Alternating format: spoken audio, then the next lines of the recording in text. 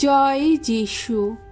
প্রথম পাঠ স্যামুয়েলের প্রথম গ্রন্থ হতে বাণী পাঠ, 1 অধ্যায় 24 থেকে 28তম পদ।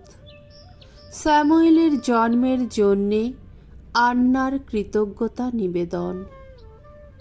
দুধ খাওয়ানো বন্ধ হওয়ার পর আন্না স্যামুয়েলকে সঙ্গে করে নিয়ে চললেন সিলো নগরে ভগবানের আবাসে। তিনি সঙ্গে নিলেন 3 বছর বয়সের একটি বৃষ, 1 এভা ময়দা আর সুরায় ভরা একটি চামড়ার পাত্র। ছেলেটির বয়স তখনও খুবই কম ছিল। বৃষটিকে বলি দেবার পর স্যামুয়েলের বাপ মা পুত্রকে যাজক এলির কাছে নিয়ে গেলেন।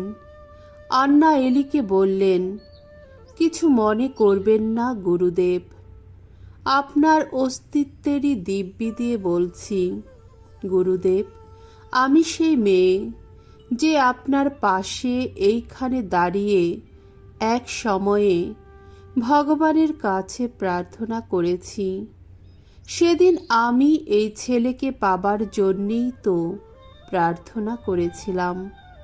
তখন যা চেয়েছিলাম আমি, তা ভগবান আমাকে তো দিয়েছেন, আর আমিও এখন তাকে ভগবানের কাছে নিবেদন করছি। সে তো জন্ম থেকে আজীবন ভগবানের কাছে নিবেদিতই হয়ে রইল। তারপর তারা সেখানে ভূমিষ্ঠ হয়ে ভগবানকে প্রণাম জানালেন। প্রভুর বাণী। ঈশ্বরকে ধন্যবাদ। সাম সঙ্গীত 1 স্যামুয়েল 2 অধ্যায় 1 পদ 4 থেকে 8 পদ। ভগবত ভক্তা আন্নার গীতিকা। ধুয়ো আমার হৃদয় পুলকে রোমাঞ্চিত আমার পরিত্রাতার নামে। আন্না তখন এই বলে প্রার্থনা করলেন, ভগবানের কথা ভেবে আহা পুলকিত আমার প্রাণ। ভগবানের দয়ায় আমি আজ মাথা তুলে দাঁড়াতে পেরেছি। এখন শত্রুর সামনে দাঁড়িয়ে আমার কণ্ঠ মুখর। তোমাকে সহায় পেয়ে আহা কত আনন্দ আমার। বলশালীর ধনুক এখন ভেঙে খান খান।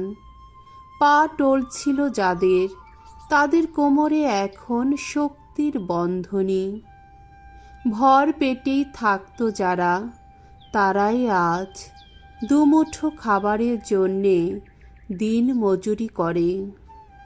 ক্ষুধায় কষ্ট পেত যারা, তাদের আর ক্ষুধার জ্বালা নেই। যে ছিল বন্ধ্যা, সে এখন 7 পুত্রের জননী। যে ছিল বহু প্রসবিনী, দেখো কি সুখে কাটছে তার কাল। ভগবানই আনেন মৃত্যু, তিনি আনেন জীবন। অধলুকে নামিয়ে দেন তিনি, আবার ঊর্ধ্বে তুলে আনেন। ভগবানই নিঃস্ব করেন, আবার বিত্তবানও করেন। তিনি অবনত করেন, আবার উন্নত করেন। দীনজনকে ধুলি থেকে তুলে আনেন তিনি, আবর্জনা স্তূপ থেকে দরিদ্রকে করেন উদ্ধার। তাদের ঠাঁই দেন যত নেত্রীজনেরই পাশে, তাদের দেন তিনি কত সম্মানের আসন। বাণী বন্দনা। জয় জয় প্রভুর জয়। ওগো সর্বজাতির রাজা, মণ্ডলীর সংযোগ প্রস্তর, এসো তুমি এসো এই পৃথিবীর ধুলি থেকে। ওগো যাদের গড়েছ তুমি, করো ত্রাণ প্রভু করো ত্রাণ। জয় জয় প্রভুর জয়। মঙ্গল সমাচার। লোক রচিত মঙ্গল সমাচার 1 অধ্যায় 46 থেকে 56তম পদ। ভাবী মাতৃত্বের জন্যে মারিয়ার কৃতজ্ঞতা নিবেদন। এলিজাবেথের মুখে অভিনন্দন শুনে মারিয়া বলে উঠলেন, আমার অন্তর গেয়ে ওঠে প্রভুর জয়গান। আমার পরিত্রাতা ঈশ্বরের কথা ভেবে প্রাণ আমার উল্লসিত। তারই দীনদাসীর দিকে মুখ তুলে চেয়েছেন তিনি। আজ থেকে যুগে যুগে সকলেই ধন্য ধন্য বলবে আমায়। আহা, আমার জন্যে সর্বশক্তিমান কত মহান কাজই না করেছেন। পুণ্য, আহা পুণ্য তার নাম। যুগে যুগে তাদেরই তো দয়া করেন তিনি, যারা তাকে সম্ভ্রম করে। তিনি তো আপন হাতে বিপুল শক্তির কীর্তি সাধন করেছেন। গর্বিত হৃদয় যারা, তাদের তিনি চারদিকে তাড়িয়ে দিয়েছেন। যত নৃপতিকে সিংহাসন থেকে নামিয়ে এনেছেন, আর দীন মানুষকে তিনি বসিয়েছেন উচ্চ আসনে।